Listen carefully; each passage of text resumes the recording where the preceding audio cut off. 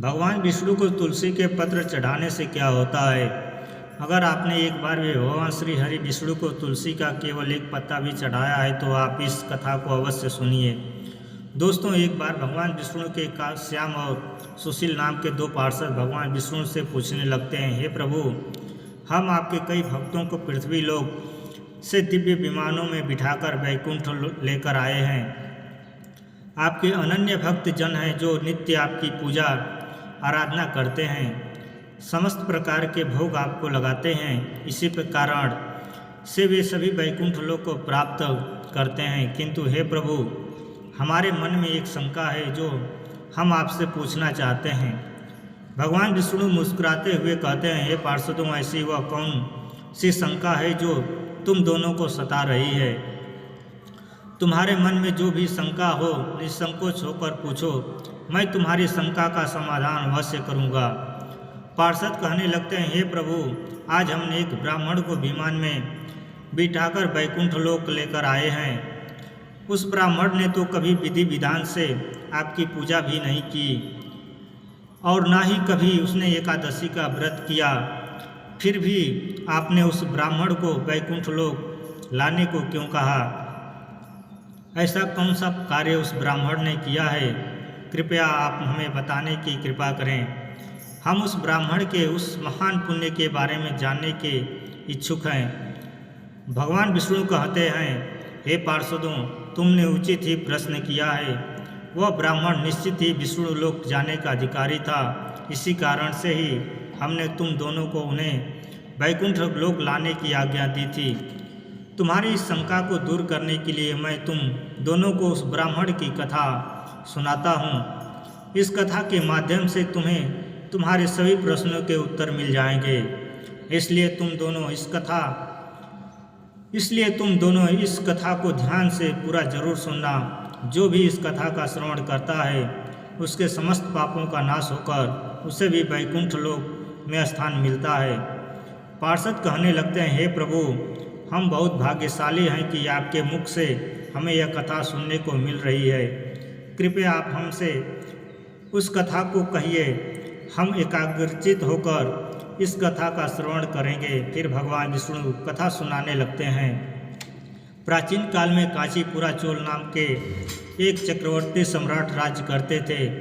उनके अधीन जितने भी देश थे वे सभी चोल नाम से ही विख्यात हुए थे। महाराज चोल इस भूमंडल पर शासन करते थे। उनके राज्य में कोई भी मनुष्य दरिद्र, दुखी तथा रोगी नहीं रहता था। उनकी समस्त प्रजा अत्यंत संतुष्ट और सौभाग्यशाली थी। महाराज चोल ने कितने भी यज्ञ किए जिनकी कोई गणना नहीं हो सकती। उन्होंने ताम्रपर्णी नदी के किनारे अनेक आश्रम बनवाए, ऋषि मुनियों के लिए यज्ञ, धार्मिक स्थान कार्य करने के लिए स्थान उपलब्ध करवाया, अनेक पोखरे खुदवाए।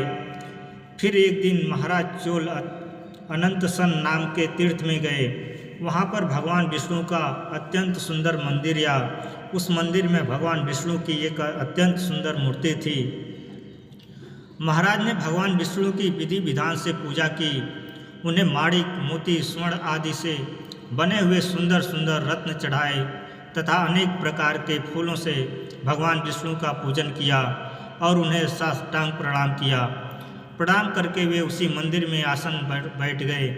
फिर कुछ देर बाद उस मंदिर में एक गरीब ब्राह्मण आया जो उन्हीं के कांची नगर का निवासी था। उनके हाथ में पूजन की सामग्री और तुलसी दल था। उस ब्राह्मण का नाम राधा गोपाल था। महाराज की नज़र उस गरीब ब्राह्मण पर पड़ी।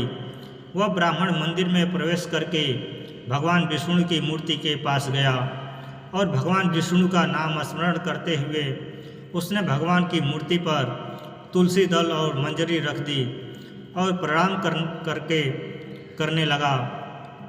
महाराज चोल ने पहले जो रत्न, माणिक तथा स्वर्ण के भगवान की पूजा की थी वह उस ब्राह्मण के तुलसी पत्र के नीचे ढक गई, जिसे देखकर महाराज को बड़ा क्रोध आ गया। महाराज कहने लगे, अरे ब्राह्मण, तुम्हें दिखाई नहीं दे रहा है क्या? हमने भगवान की विधि विधान से पूजा की है, उन पर स्वर्ण, माणिक, मोती के बने आभूषण चढ़ाए हैं और तुम मूर्ति पर यह पेड़ के पत्ते डालकर शोभा क्यों बिगाड़ रहे हो? बताओ, तुमने ऐसा क्यों किया? तुझे तो ऐसा जान पड़ता है कि तुम बड़े ही मूर्ख हो। स्वर्ण के आभूषणों से भगवान की मूर्ति कितनी शोभा पा रही, किंतु तुमने जो पूजा स्थल को गंदा कर दिया।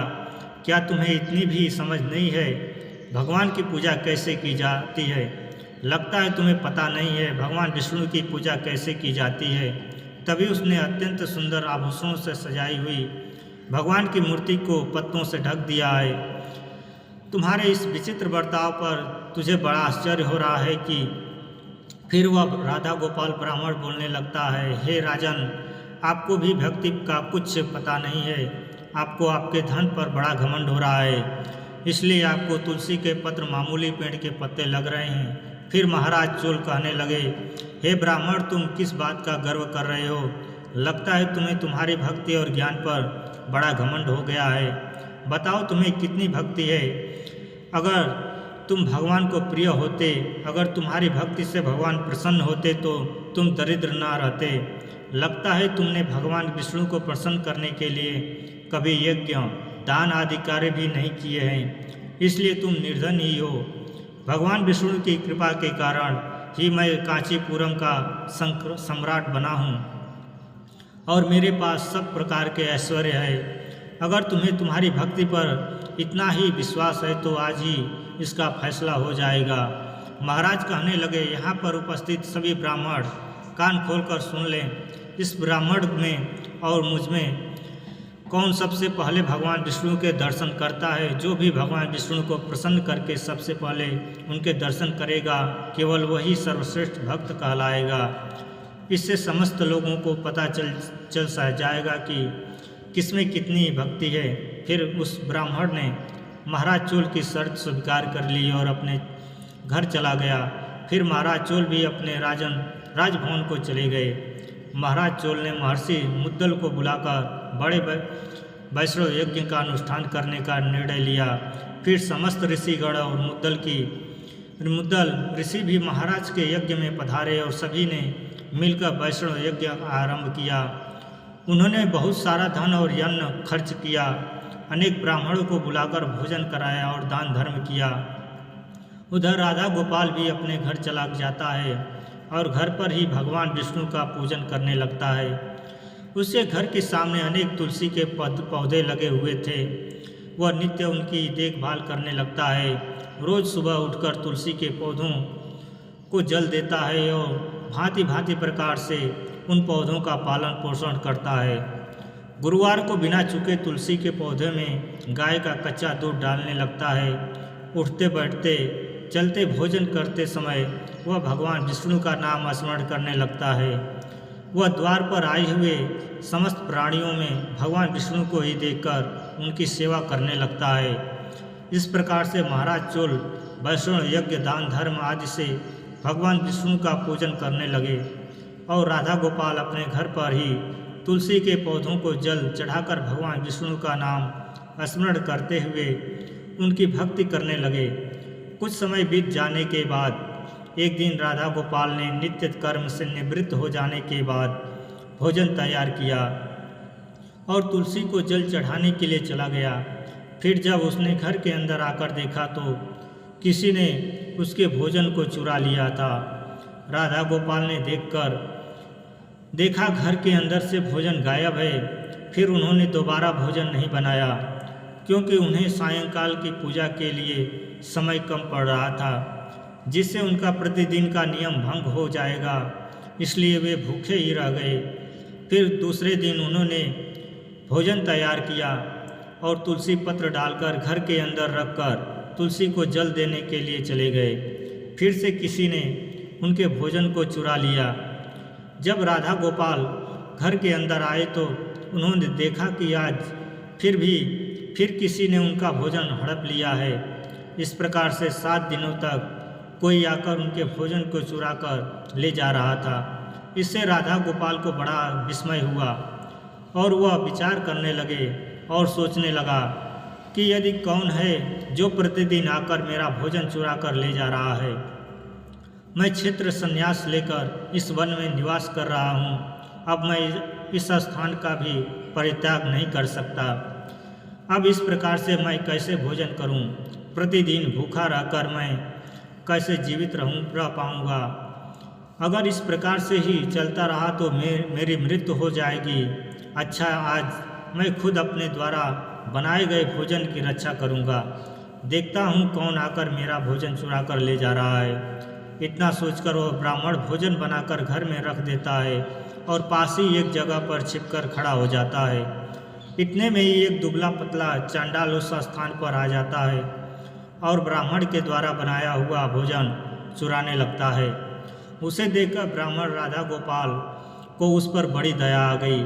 उस चांडाल का शरीर अत्यंत दुर्बल था। उसके शरीर में हड्डी और चमड़ी के अलावा कुछ नहीं बचा था। जैसे ही वह चांडाल भोजन चुराकर जाने लगा, राधा गोपाल ने उस चांडाल से कहा, हे भाई, जरा ठहरो, क्यों रूखा सूखा खाते हो? साथ में यह घी भी ले जाओ। ब्राह्मण की आवाज़ सुनते ही वह चांडाल बड़े वेग से भागने लगा और मूर्छित होकर गिर पड़ा। उस चांडाल को मूर्छित होकर पड़ा देखकर राधा गोपाल शीघ्र से चलकर उसके पास गए और उसके मुख में पानी डालने लगे। उसके बाद जब वह चांडाल उठकर खड़ा हुआ तो ब्राह्मण ने उससे पूछा, हे भाई, तुम कौन हो? तुम अत्यंत भूखे दिखाई पड़ रहे हो। यदि तुम्हें भोजन चाहिए तो मुझसे कह देते, मैं तुम्हें सारा भोजन दे देता। ब्राह्मण की बात सुनकर वह चांडाल मुस्कुराने लगा और उसने अपना असली रूप धारण किया। वह चांडाल कोई और नहीं बल्कि साक्षात भगवान विष्णु ही थे। हाथ में शंख चक्र गदा धारण किए हुए, कटे में पीताम्बर, मस्तक पर किरीट शोभा पा रहे थे। अपने प्रभु को साक्षात अपने सामने खड़ा हुआ देखकर राधा गोपाल को बड़ा आश्चर्य हुआ और वे भगवान को बारंबार प्रणाम करने लगे। भगवान विष्णु उस ब्राह्मण से कहने लगे, हे राधा मोहन, मैं तुम्हारी भक्ति से अत्यंत प्रसन्न हूँ। तुमने नित्य जो तुलसी की पूजा की है और अपने द्वार पर आए अतिथियों का पूजन किया है, इससे मैं संतुष्ट हो गया हूँ। मैं तुम्हारी भक्ति से प्रसन्न होकर तुम्हें दर्शन देने के लिए आया हूँ। अब तुम इस दिव्य विमान में बैठकर वैकुंठ लोक चलकर मेरे साथ वहीं पर निवास करो। इतना कहकर भगवान विष्णु वहाँ से अंतर्ध्यान हो गए। फिर वह ब्राह्मण दिव्य विमान में बैठकर वैकुंठ लोक जाने लगा।